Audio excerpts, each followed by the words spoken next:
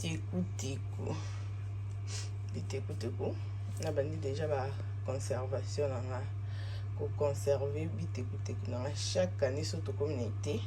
de na la kisa chaque année surtout communauté na sala conservation na nga ya biteko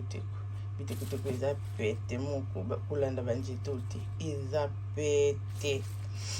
ya pete tona bandi conservation na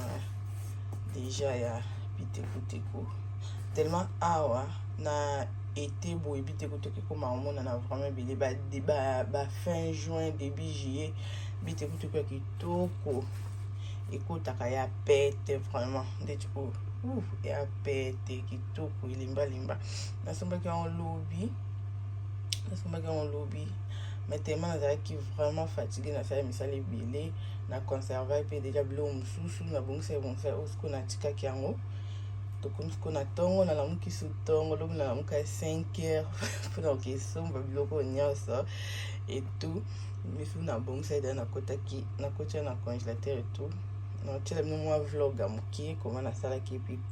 koma na conservaki biloko mosusu biteko na olakisa te parce que déjà nalakisa koma na conserve yango bavideo eza na chaîne donc voilà tokomi ntongo na bandi kosala yango nalamuka esu ntongo yango yawa nazodongola epi so nasilisi donc légume eza na pete moko nonono donc okutata so olingo tia bicarbonate kotiaka bicarbonate mokie parce que lobi nalambaki yango sans bicarbonate pete moko ezalaki na ndundu donc voilà nangeka na partager na bino mwa moke ebumeli na tie vidéo te na bino pesa bino mwa mbote j'espère que vous allez bien biso pe ça va bien angola nzambe azobatela mwa babizi mwa makambo ebele bana bakomi na bacongé bazokoma misu bakoma na bacongé et tout